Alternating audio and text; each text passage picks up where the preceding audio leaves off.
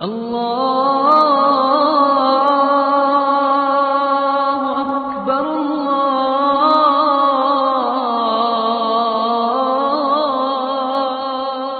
اکبر۔ اولیاء کرام، صوفیاء اعظام، علماء مختلف علاقوں سے آئے جنہوں نے آ کے بر صغیر پاک و ہند میں اسلام کو پھیلایا۔ حضرت شاہ عبد الطیف بھٹائی ہیں، حضرت سچل سرمست ہیں، حضرت داتا گنج بخش علی حجویری ہیں، حضرت خواجہ معین الدین چشتی اجمیری ہیں، بابا فرید الدین گنج شکر ہیں، سید بلبل شاہ بخاری ہیں، حضرت امیر کبیر ہمدانی علیہ رحمہ ہیں، اور حضرت لال شہباز قلندر ہیں۔ یہ وہ لوگ تھے جنہوں نے اسلام کی دعوت دی، اپنے کردار سے، عمل سے، طرز زندگی سے لوگوں کو اسلام کے قریب کیا۔ اور حضرت خواجہ معین الدین چشتی اجمیری علیہ رحمہ نے 90 لاکھ کافروں کو کلمہ توحید پڑھایا۔ حضرت داتا گنج بخش علی حجویری علیہ رحمہ نے پنجاب کے قبائل کو اسلام کی طرف بلایا۔ خاک پنجاب از دم او زندہ گشت، اقبال کہتا ہے پنجاب کی دھرتی میں اگر اسلام کی حرارت ہے تو یہ فیضان ہے داتا گنج بخش علی حجویری کا۔ اسی طرح جو اجودن کے اندر جو اب پاک پتن شریف کہلاتا ہے، حضرت بابا فرید الدین گنج شکر علیہ رحمہ نے جو ہے وہ پیغام دین پھیلایا، اور وہاں ان قبائل کا ذکر لکھا ہوا ہے جن قبائل کو انہوں نے اسلام کی طرف بلایا۔ اس طرح کشمیر کے علاقے کے اندر جن بزرگوں کا میں نے ذکر کیا، انہوں نے وہاں اسلام کی دعوت دی اور لوگوں کو دین کی طرف بلایا۔ حضرت شاہ عبد الطیف بھٹائی علیہ رحمہ نے اور سچل سرمست نے سندھ کی دھرتی کو اسلام کے نور سے آباد کیا۔ تو یہ اسلام پھیلا۔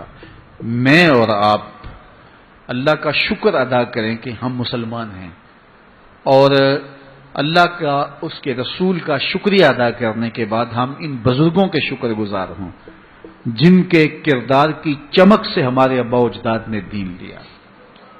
اگر یہ بزرگ یہاں نہ آتے تو ہماری 7ویں، 8ویں، 10ویں، 15ویں پشت میں ہمارے آباء و اجداد مسلمان ہوئے تھے، تو آج اللہ کا شکر ہے ہم بھی مسلمان ہیں۔ اور اگر وہ مسلمان نہ ہوئے ہوتے تو شاید آج ہم کسی بت کے آگے ہاتھ جوڑ کے کھڑے ہوتے۔ تو آج اللہ کا شکر ہے کہ ہمارے اندر پاکیزگی ہے، ہمارے اندر طہارت ہے۔ تو یہ فیضان ہے ان بزرگان دین کا جنہوں نے ہمارے آباء و اجداد کے قلوب کی تطہیر کی، ان کے دماغ کو پاکیزگی دی، ان کے خیالوں کو طہارت بخش، اور ان کی پیشانیاں بتوں کے چرنوں سے اٹھا کے ایک مالک کی دہلیز پہ رکھی۔ تو آج اگر ہمارے خون کے اندر وفا ہے تو ہم ان بزرگوں کے کبھی بھی ناسپاس اور ناشکر گزار نہیں ہو سکتے ہیں، اس لیے کہ بر صغیر پاک و ہند کے اندر جتنی بھی روشنی اسلام کی، جتنی بھی روشنی ایمان کی، جتنا بھی چراغاں جو ہے وہ دین کا پھیلا ہے، وہ ان بزرگوں کی محنت اور ان کی کوششوں کا ثمر ہے۔ اس طرح ان لوگوں نے اسلام کا یہاں نور پہنچایا، اور پھر جو ہے وہ بر صغیر کے اندر آج اللہ کا شکر ہے کہ ایک آزاد خطے پاکستان کی صورت کے اندر آج ہم ایک نظریاتی ملک کی صورت کے اندر جو ہے وہ موجود ہیں۔ قائد اعظم علیہ رحمہ نے وہاں 8 اگست 1944 کے اندر خطاب کرتے ہوئے کہا کہ پاکستان آج نہیں، پاکستان تو اس وقت ہی بن گیا تھا جب پہلے شخص نے یہاں اسلام قبول کیا۔ پھر اس کے بعد اللہ تعالیٰ نے جو ہے وہ مسلمان حکمرانوں کے سلسلے شروع کیے، اور یہاں ایک طویل عرصہ، صدیوں تک مسلمانوں نے حکومت کی، اور مسلمانوں نے کبھی ایسا نہیں کیا کہ کسی کو جبرن مسلمان بنایا ہو۔ یہ اسلام کی روشن تاریخ ہے۔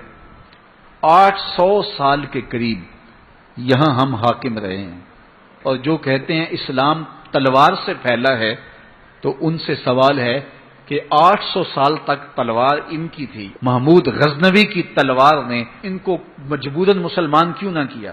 اور اندلس کے اندر مسلمانوں نے تلوار کے زور پہ ان عیسائیوں کو مسلمان کیوں نہیں کیا؟ اسلام تلوار کے زور پر نہیں ہے، محمد عربی کے کردار کے زور پہ پھیلا ہے۔ تو یہ بات ذہن میں رکھیں اور اچھی طرح ذہن نشین کریں۔ اور دوسری بات یہ ہے کہ لوگ کہتے ہیں اسلام تلوار کے زور پہ پھیلا ہے۔ میں پوچھتا ہوں جب تلوار ابو جہل کے ہاتھ میں تھی، ابو لہب کے ہاتھ میں تھی، عتبہ اور عتیبہ کے ہاتھ میں تھی، اور حضرت بلال چکی پیستے تھے اور مار بھی کھاتے تھے، اور اسلام اس وقت پھیل رہا تھا، تلوار تو کفار کے ہاتھ میں تھی، تو اسلام کیسے پھیل رہا تھا؟